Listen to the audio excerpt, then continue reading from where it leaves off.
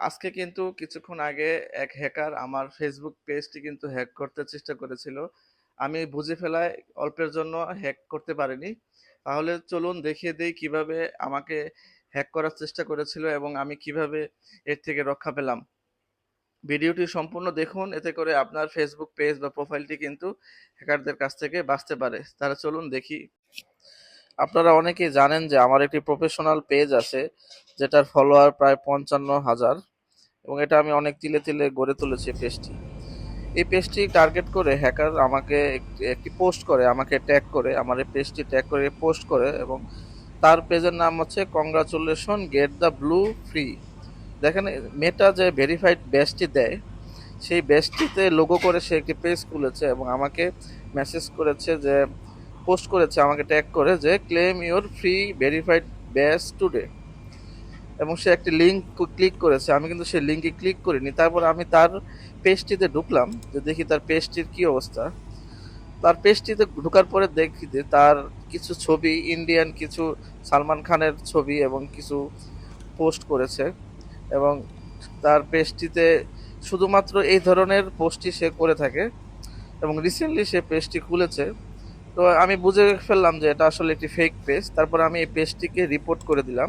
তো ফেসবুকের কাছে রিপোর্ট করলাম যাতে ফেসবুক কর্তৃপক্ষ বুঝতে পারে যে একটি ফেক পেজ, একটি হ্যাকার তার ফেক পেজ খুলে যে বিভিন্ন ফেসবুক পেজ বা ফেসবুক প্রোফাইল অ্যাকাউন্ট হ্যাক করার চেষ্টা করছে।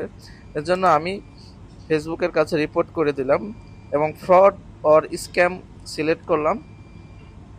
তারপর আমি সাবমিট করে দিলাম। তো এতে করে এই পেজটি রিপোর্ট খাবে এবং পরবর্তীতে হয়তো আর এরকম কাউকে হ্যাক করতে পারবে না। তারপরে আমাকে ট্যাগ করে যে পোস্টটি করেছে, আমি সেই পোস্টটিতে গেলাম। তো সেই পোস্টটিতে যাওয়ার পরে এই পোস্টের উপরও আমি রিপোর্ট করে দিলাম।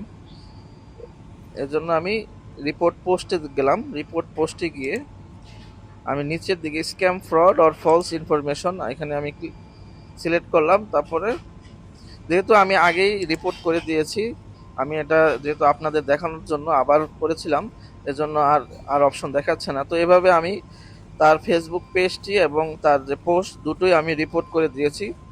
তো এভাবে যদি আপনাকে ট্যাগ করে যদি কেউ কোনো পোস্ট দেয় যে আপনাকে ফ্রি মেটা ভেরিফাইড ব্যাজ আপনাকে দিবে, তাহলে এগুলোতে কিন্তু সাবধান থাকবেন।